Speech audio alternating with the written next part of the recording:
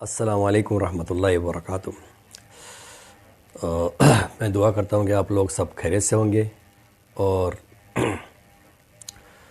دعاؤں میں یاد رکھنا اور ایک دوسرے کے لیے دعا کیا کرو، سلام کیا کرو۔ نبی صلی اللہ علیہ وسلم کا فرمان ہے کہ سلام کو جتنا زیادہ ہو سکے پھیلاؤ۔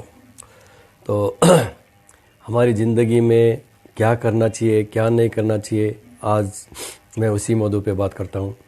تو زندگی تو گزر جائے گی، اللہ تعالیٰ فرماتا ہے کہ ہم لوگ زندگی ملی ہے، یہ ایک بہت بڑا ایک تحفہ ہے۔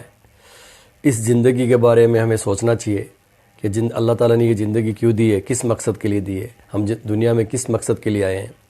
تو سب سے میرا سوال یہی ہے کہ اپنے آپ کو غور فکر کرو کہ میری زندگی کیا ہے، دنیا میں آنے کا مقصد کیا ہے۔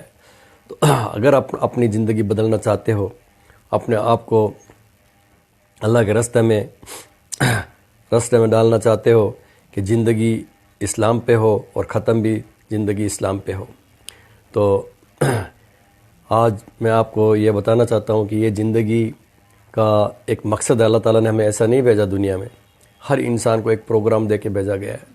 تو آج میں آپ کو یہ بتاتا ہوں، دیکھو کہ ڈیلی آپ یہ میرا ویڈیو ہے، آپ سنو تو آپ کی زندگی بدل جائے گی۔ اس کے اندر ایسے ایسے بیان ہے کہ آپ جب سنو گے تو آپ گھر والوں کو سناؤ، آپ کے بہن بھائی ہے یا آپ کے پڑوس والے ہیں، یار دوست ہے، سب کو سناؤ۔ آپ اگر سنیں گے تو آپ کی زندگی بدل جائے گی۔ ہمیشہ میں 1 یا 2 ویڈیو ڈالتا ہوں اور وہ بھی پوری قرآن اور حدیث کے ساتھ میں ہے۔ اگر آپ وہ بیان سنیں گے، کیونکہ وہ ایک بہت ہی ماہر ڈاکٹر اسرار احمد ہے جن کا بیان میں سناتا ہوں، اور یہ بہت ہی اللہ ان کو جنت نصیب کرے، اور بہت ہی پہنچے ہوئے انسان، عالم انسان ہے، اور وہ جو بھی سناتے ہیں قرآن کی روشنی میں سناتے ہیں۔ اگر آپ یہ روزانہ یہ سنیں گے تو آپ کی زندگی بدل جائے گی، اور آپ کی زندگی میں اللہ تعالیٰ کی رحمت آ جائے گی، اور اپنے آپ کو اللہ کے نزدیک رکھو اور دنیا سے دور رکھو، اور وہ کام کرو کہ میرے کو وہ کام کرنا جو میرا اللہ راضی ہو۔ میرا اللہ راضی کیسے ہو، میں ایسا کیا کروں گا جس سے میرا اللہ راضی ہو۔ تو ابھی آپ کو میں بس یہی کہنا چاہتا ہوں کہ اپنے آپ کو اللہ کے راستے میں رکھو اور ایسا کام کرو جس سے اللہ راضی ہوئے، اور ہمیں دنیا کے بعد میں اچھی جگہ ملے، اور کیونکہ دنیا تو ختم ہو جائے گی۔ اور اگر ابھی بھی آپ کو اگر کچھ ڈر نہیں ہے، مرنے کا ڈر نہیں ہے، تو یہ زندگی تو کھانا پینا تو جانور بھی کھاتے ہیں، سب کھاتے ہیں، تو پھر ہماری زندگی کا مقصد کیا ہے؟ تو آپ اگر یہ ڈیلی روزانہ اگر 10 منٹ نکال سکتے ہو تو یہ 10 منٹ اس ویڈیو کے لیے نکالو اور سنو، اور اپنے گھر والوں کو سناؤ۔ دیکھو آپ کی زندگی کے اندر ایسا آئے گا، ایسا نور آئے گا کہ آپ کی زندگی بدل جائے گی، اور دنیا میں بھی آپ کو وہی ملے گا سب کچھ جو آپ کی چوائس ہے، خواہش ہے، اور دنیا کے بعد میں بھی آپ کو وہی ملے گا جو آپ کی خواہش ہے۔ کہ جب انسان جب مرتا ہے نا تو فرشتہ اس کو کہتا ہے کہ السلام علیکم ورحمۃ اللہ وبرکاتہ، کہ اے مومن، کہ ہم تیرے دنیا میں بھی دوست تھے اور آخرت میں بھی دوست رہیں گے، اور آج وہ تمہارے لیے خوشخبری لائے ہیں۔ جو تو دنیا میں سوچتا تھا، اللہ سبحانہ تعالیٰ نے وہ پوری تمہاری سب خواہش پوری کر کے رکھی ہے۔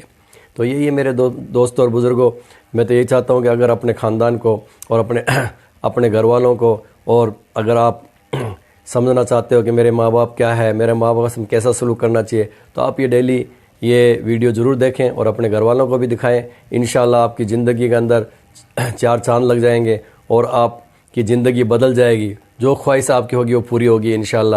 میں اللہ سے دعا کرتا ہوں کہ آپ لوگ روز زیادہ سے زیادہ اس ویڈیو کو دیکھنے کی کوشش کریں۔ روزانہ میں قرآن کا بیان ڈالتا ہوں، اگر آپ سنتے ہو، برابر سنو دھیان سے، تو انشاءاللہ آپ کی زندگی بدل جائے گی، آپ کے گھر والوں کی اور آپ کی اور یار دوستوں کی۔ سو آج کے لیے اتنا ہی قرآن مجید میں جو قسمیں آتی ہیں، تو ہم تو قسم کھاتے ہیں کس اعتبار سے؟ کسی عظیم شے کی قسم کھائیں گے، اللہ کی قسم، قرآن کی قسم وغیرہ۔ لیکن یہ کہ ظاہر بات ہے اللہ تعالیٰ سے عظیم تر تو شے کوئی ہے نہیں۔ اللہ جب قسم کھاتا ہے تو اس میں عظمت کا پہلو نہیں ہوتا۔ ہمارے ہاں مفسرین نے اس معاملے میں خام خواہ محنتیں کی ہیں۔ والتین والزیتون، انجیر اور زیتون پر قسمیں کھائی گئی ہیں، تو اب اس کے حوالے سے انجیر کے خواص کیا ہیں، فوائد کیا ہیں، طبی طور پر کیا اس کے اندر جو ہے وہ مفادات ہیں، فوائد ہیں۔ حالانکہ یہ چیز نہیں، بنیاد جو ہے صرف شہادت۔ اللہ کی قسم بھی ہم جب کھاتے ہیں تو کیوں کھاتے ہیں؟ کس بات پر کھاتے ہیں؟ اپنے کسی سٹیٹمنٹ پر اللہ کی قسم کھاتے ہیں کہ میں اللہ کو گواہ کر کے کہہ رہا ہوں کہ جو کچھ میں کہہ رہا ہوں یہ ٹھیک ہے، یا کسی وعدے پر اللہ کی قسم کھاتے ہیں کہ اللہ کی قسم میں تمہاری یہ بات پوری کر دوں گا. تو گویا کہ مقصود کیا ہے؟ گواہی. اللہ گواہ ہے. اللہ کو گواہ کر کے اللہ شہید بیننا و بینکم، اللہ گواہ ہے ہمارے اور تمہارے مابین.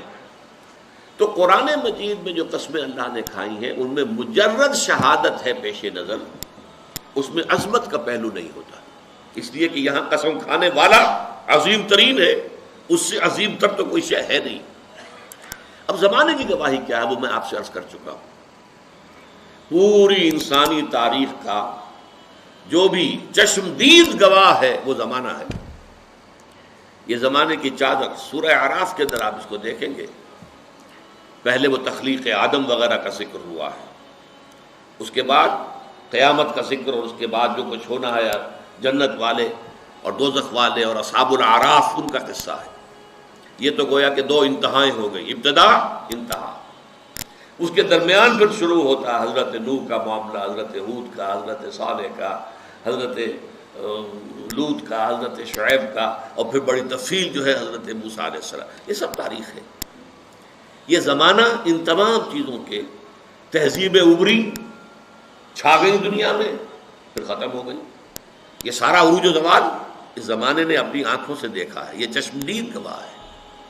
بڑی بڑی عظیم سلطنتیں بنی اور پھر ٹکڑے ٹکڑے ہو کر منتشر ہو گئی، ہوا ہو گئی.